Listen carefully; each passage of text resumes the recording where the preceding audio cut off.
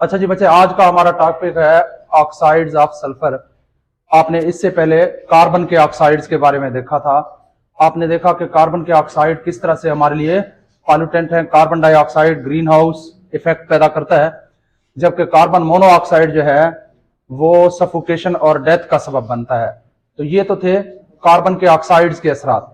आज हम देख रहे हैं सल्फर के ऑक्साइड किस तरह से हमारे लिए पॉल्यूटेंट्स हैं, और सल्फर के ऑक्साइड्स कौन से हैं, और ये ऑक्साइड कहां से आते हैं, कहां से खारिज होते हैं।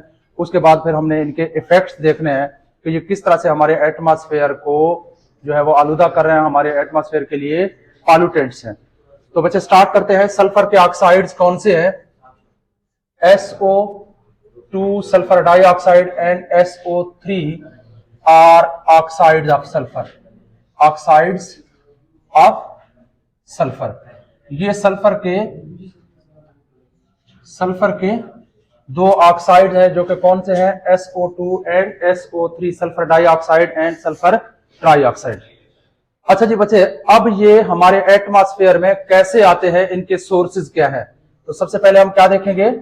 Sources of SO2 and SO3। SO2 sulphur dioxide और सल्फर ट्राइऑक्साइड के सोर्सेज जराए।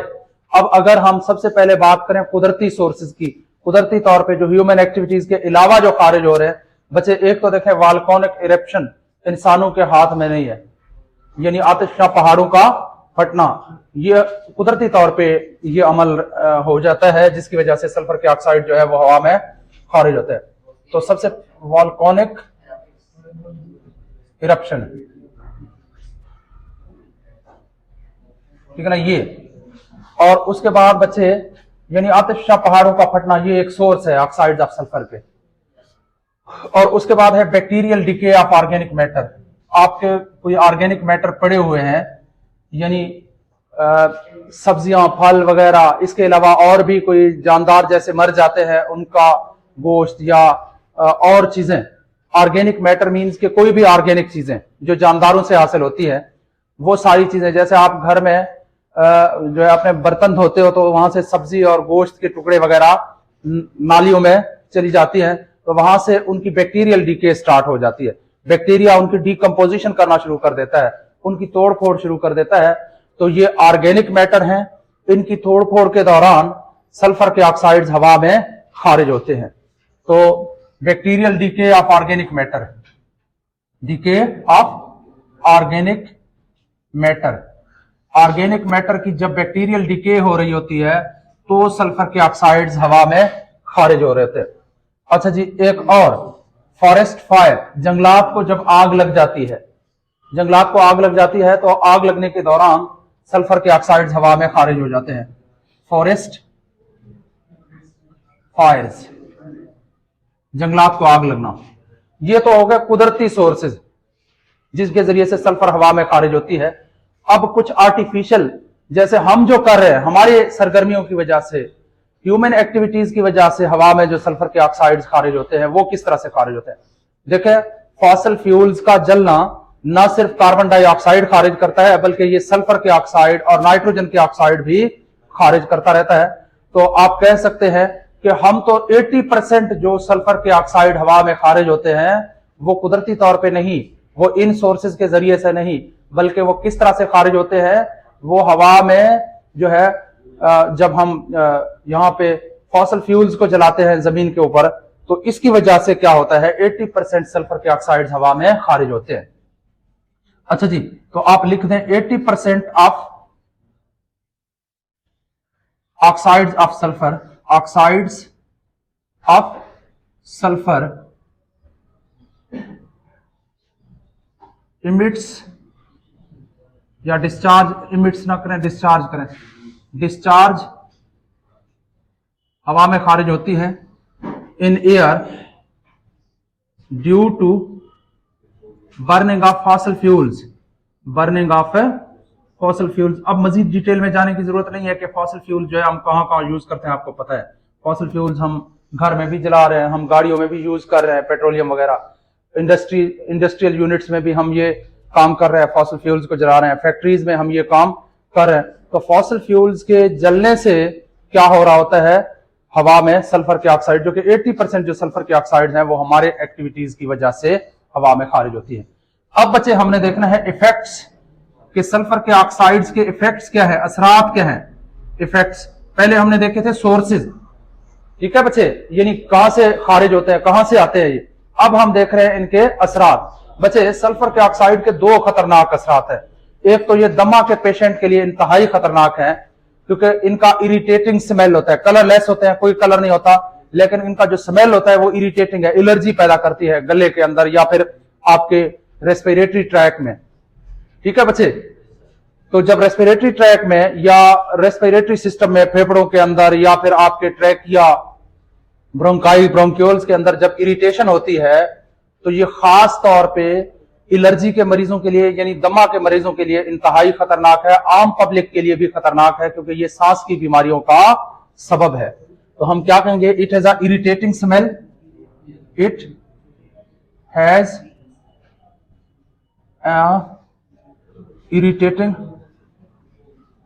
इरिटेटिंग मतलब एलर्जी पैदा करने वाली, स्मेल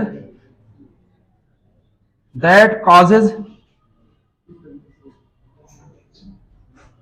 serious problems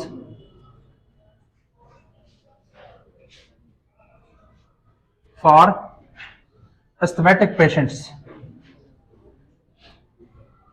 मतलब दमा के मरीजों के लिए।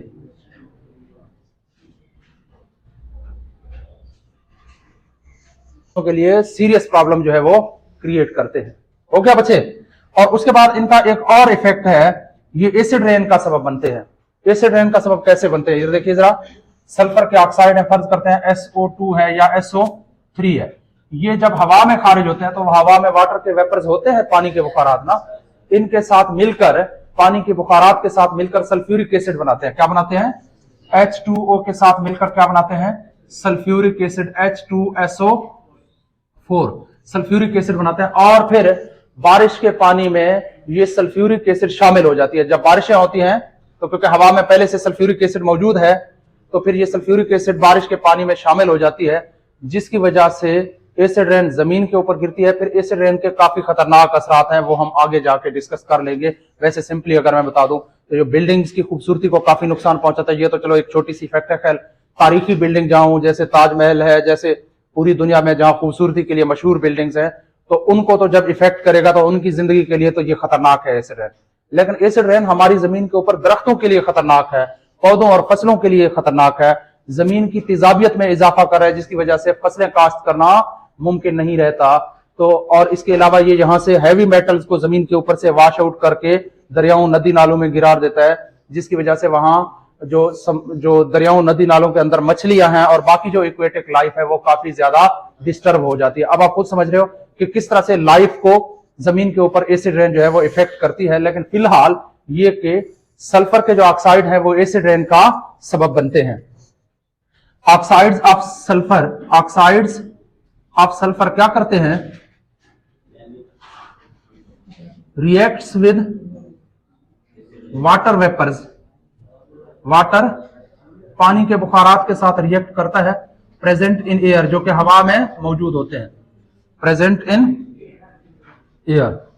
अब ये वाटर वेपर फिर क्या करते हैं, इनको H2SO4 में कन्वर्ट कर देते हैं and convert them into H2SO4 sulphuric acid में इनको कन्वर्ट कर देते हैं, जो कि सल्फ्यूरिक एसिड रेन का सबब बनता है, that causes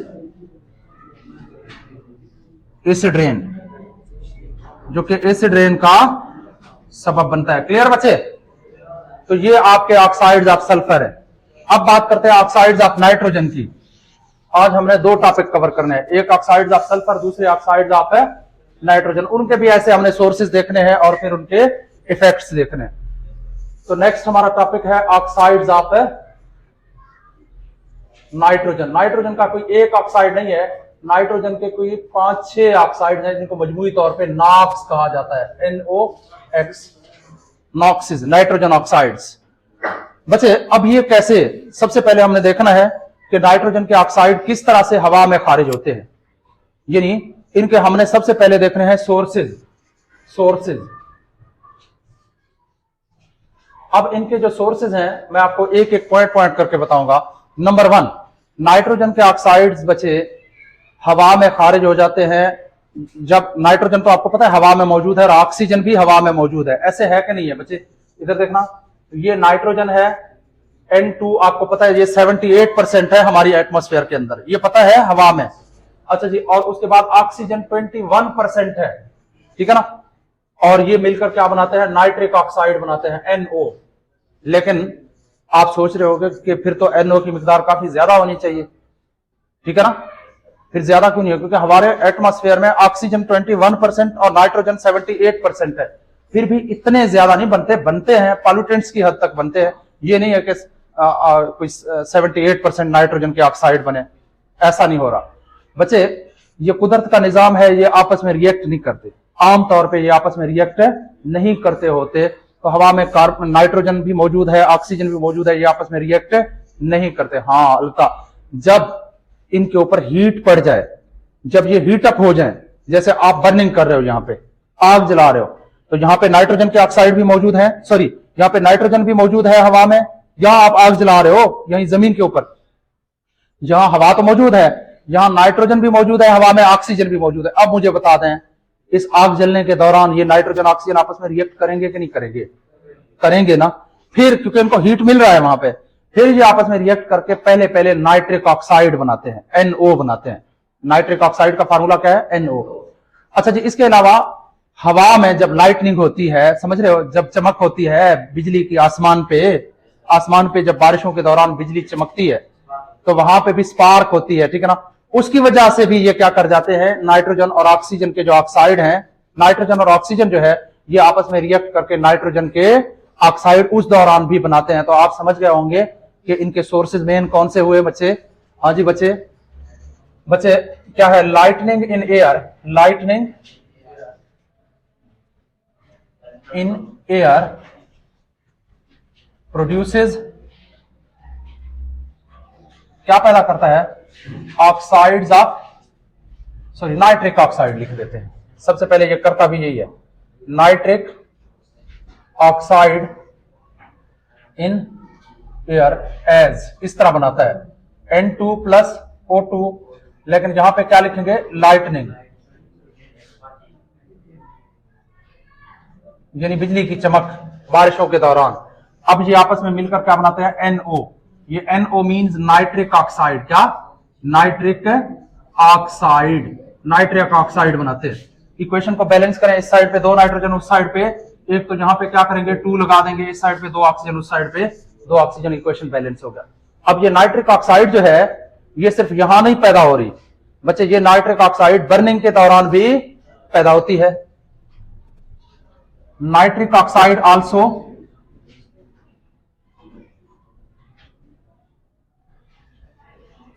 produce due to burning of fossil fuels, fossil fuels के बर्निंग के दौरान भी इसी तरीके से पैदा होती है। अब ये नाइट्रिक ऑक्साइड रिएक्टिव है, ये ऐसे नहीं ठहरता, ये इतना टॉक्सिक नहीं है, लेकिन ये चूंकि रिएक्टिव है, नाइट्रोजन डाइऑक्साइड ज्यादा टॉक्सिक है, NO2। नाइट्रोजन N2 भी टॉक्सिक नहीं है, नाइट्रोजन गैस टॉक्सिक नहीं है, कोई जहरीली गैस नहीं है, क्योंकि हम तो इसको इनहेल कर रहे हैं 78%, कोई इफेक्ट नहीं होता। अच्छा जी, और प्लांट तो इसको एब्जॉर्ब कर ही नहीं सकते, प्लांट N2 को एब्जॉर्ब नहीं कर सकते, NO2 की सूरत में प्लांट इसको एब्जॉर्ब कर सकते हैं, और हमारे लिए भी फिर ये इरिटेटिंग है, ये भी दमा और एलर्जी वगैरह इस तरह के मसाइल का सबब बनता है, खासतौर पे स्मोग, स्मोग का एक अहम फैक्टर है नाइट्रोजन के ऑक्साइड्स। अच्छा जी बच्चे, अब क्या हुआ, ये नाइट्रिक ऑक्साइड जो है ये काफी रिएक्टिव है, नाइट्रिक ऑक्साइड ये फिर से ऑक्सीजन के साथ रिएक्ट करके, क्योंकि हवा में ऑक्सीजन तो मौजूद है, ऑक्सीजन के साथ रिएक्ट करके NO2 बनाता है। क्या बनाता है? NO2। अब इक्वेशन को आप खुद बैलेंस करें, इस साइड पे 3 नाइट्रोजन है, उधर 2 है, तो हम क्या करेंगे, यहाँ पे ये 4 हो जाएंगे ना, और यहाँ पे क्या करेंगे? 2 कर देंगे, तो मेरे ख्याल में अब इक्वेशन आपका बैलेंस हो गया। ठीक है बच्चे, अब इसका नाम है नाइट्रोजन डाइऑक्साइड।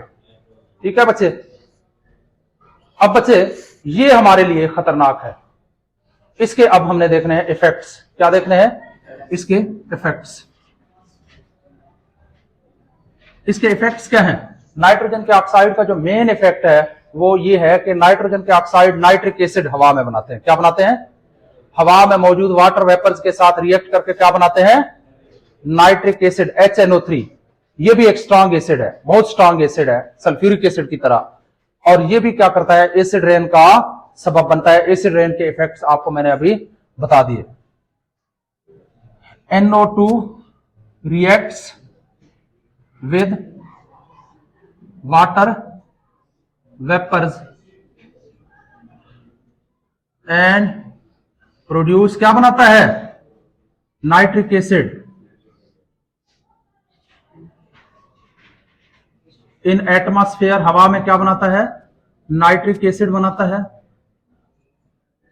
दैट कॉजेज किस चीज का सबब बनता है? Acid rain. एसिड रेन का सबब बनते हैं। Number 2, it is an important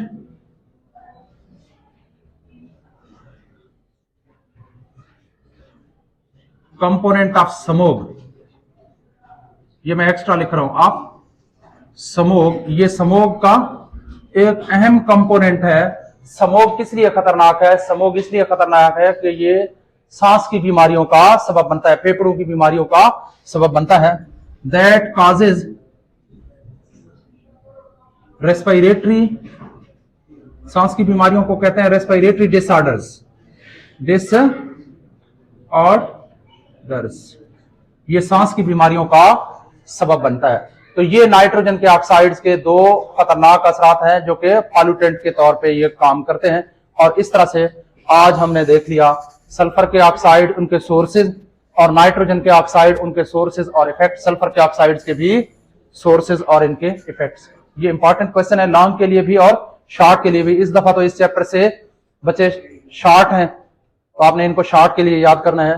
तो वहां से कोई सोर्सेज भी पूछ सकता है सल्फर के ऑक्साइड्स के, और इनके इफेक्ट्स भी पूछ सकता है। और इसी तरह से नाइट्रोजन के ऑक्साइड के सोर्सेज भी शॉर्ट क्वेश्चन में आ सकते हैं और इफेक्ट्स भी आ सकते हैं। इसी तरह से MCQs में भी इनके बारे में पूछा जा सकता है।